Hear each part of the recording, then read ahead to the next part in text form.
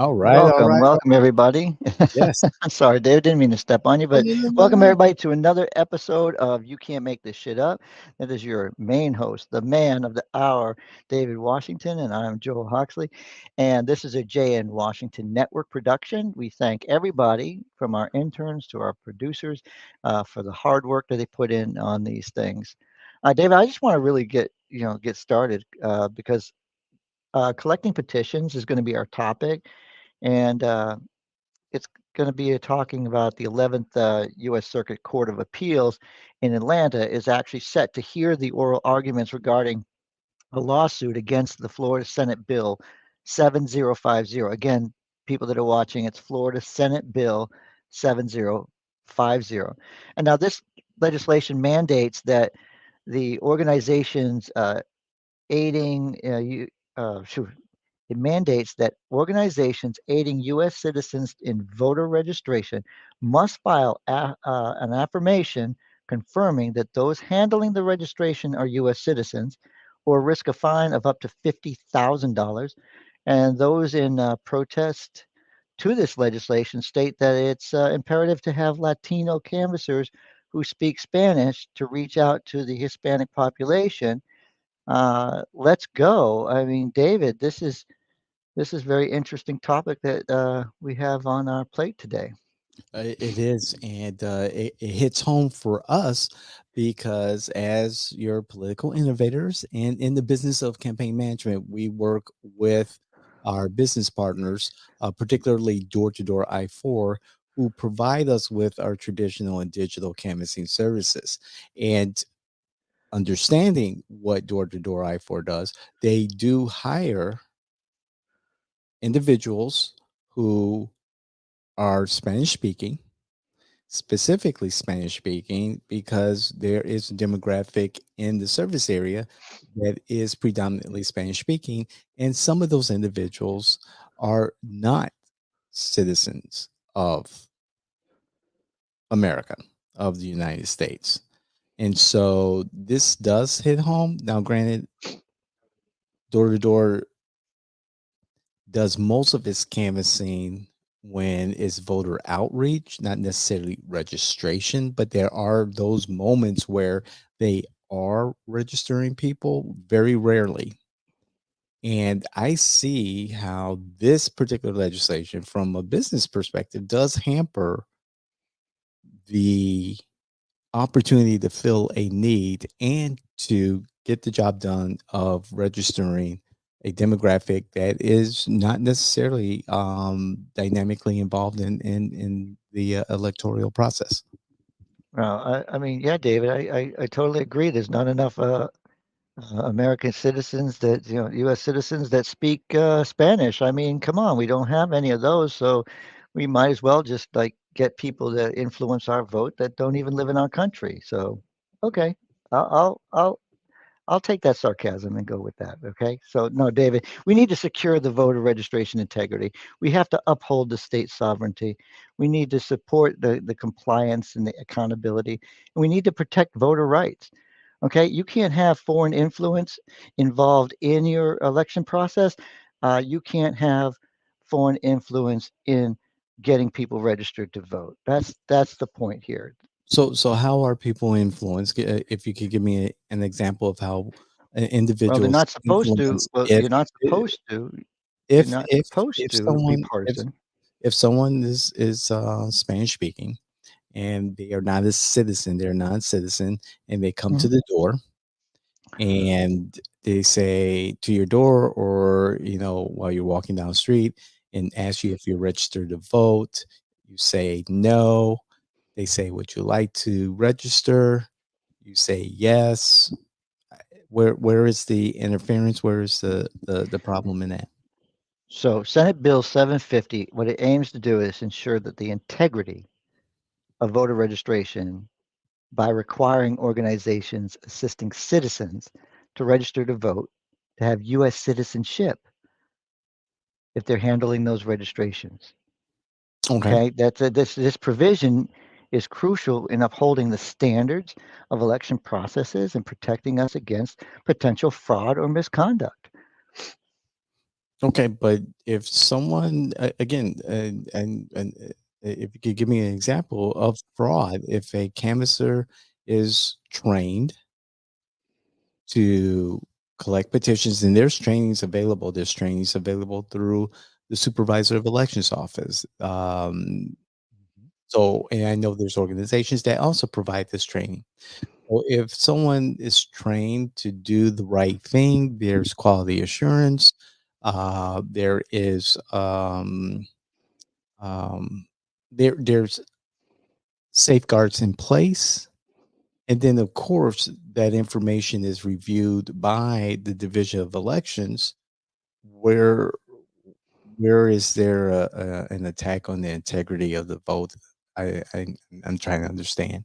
When you know that most of the fraud happens during an election, when someone multiple when an individual votes several times, like out of the villages. That's the See, David wants to keep pointing out the villages because that's where the cases have been. that's the That's most where he the can cases have find to talk about the fact that, you know, listen, it is very clear that Donald Trump got beat up and down for having Russian Y'all interference in keep Donald Trump in your mouth. This man's gonna be Russian elected. interference. Listen, no U.S. citizen, I'm talking not a about a U.S. citizen, canvas. you shouldn't have anything to do with our elections. Period. End of story. If you're not a citizen, you should have no interaction in our election process. Period. You know, you have your own things to concern yourself with. Venezuela, you have a dictator you have to deal with. Okay, Mexico, hey, get your border under control so we don't have to have that problem. Listen, not a U.S. citizen, you shouldn't be working here in the United States unless you have a green card and eligible to vote. If you have a green card, that's a whole different story. So, David, I just think this is one of those things where we're saying that we want to secure our elections and we don't want foreign influence. Foreign influence can be that that individual may, now I'm not saying they're going to because it happens on both sides, they're going to, hey, maybe they don't want this many Republicans involved because they want Democrats and they don't happen to take those ballots, that, you know, those registrations that say, hey, I'm a Republican to the supervisor of election. I'm not saying it's going to happen. I'm saying just keep foreign influence out of our elections from the start to the finish. So if I'm a return citizen and I serve my time and I want to work as a canvasser, would you prohibit me from collecting signatures? Even though Are at you one no longer point, even at one point, longer a citizen? I'm sorry, You're no longer a citizen? Are you I'm return? Did you go I'm to a Canada to become a Canadian citizen? I'm a return citizen. I committed a crime. I served my It's not time. about I'm it. a returned This has citizen nothing to now. do with if you're a felon. This is simply saying if you're not a U.S. citizen, you do not register, have the right to register in the state of Florida. So you don't want anyone who is not a U.S. citizen involved in any part of the process. No, I don't. Okay, fair enough. Fair enough. Fair enough. I Fair, don't want. I don't even want Putin to tell me who he wants for president. I don't fair want, enough. the Europeans to tell me what to do. No, I want our elections to be, by themselves, stand alone, influence. Not going to happen, but 750 is saying, look, sure you keep foreign influence out of the election process. Despite the fact that the individuals who are canvassing for a particular organization and they're not they're a non-citizen, they argue that their work is not imposing any particular uh, political ideology. They're just there to register people, to help people move along into the process and be eligible to vote. You're not Again, buying there that argument. the excuse was used is that we don't have enough U.S. citizens that speak Spanish, and I call bullshit bullshit. All right, fair enough. Fair enough. We differ on that. I think it encourages civic engagement, and when that individual eventually becomes a citizen, hopefully, you know, they have a certain level of pride and they continue their engagement in their civic duty. And again, I believe the more people involved in our representative democracy, we are better people for it. We're a better nation for it. But we differ on this point. To take one side on this one, and that was the simplest way to do it. Is Okay. you know, yeah, it's a tough one. It is. It is. And my friends at door to door, oh boy, you're gonna have to change your business plan. No, that's they do what they need to do. I mean, if they're not doing registration, which they most of the time do Right. voter Right. registration. Hmm. Again, we have to our elections, and we shouldn't try to influence other people's elections. You know, you may please make comments. Just don't call me names like they did the other day, because you know what?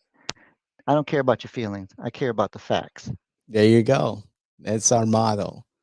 And that piece, Joel, I'm with you on. And again, to our friends in our community, if you have any thoughts on this, please comment. Let us know. And we love to engage our community. Um, in regards to our own thoughts and what we talk about. So please make your comments. We will get to you. Continue that conversation.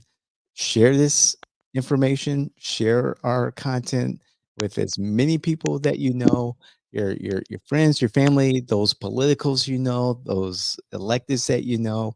We really would like to grow our community and hear as many voices as possible on this topic and many other topics. Joel, you want to send us out? Yeah, and if you want to be a U.S. citizen, please get in touch with our congressmen. They have people standing by to offices and everything like that. 'Cause our government involved, so you can have your civic duty. Like, share, and subscribe.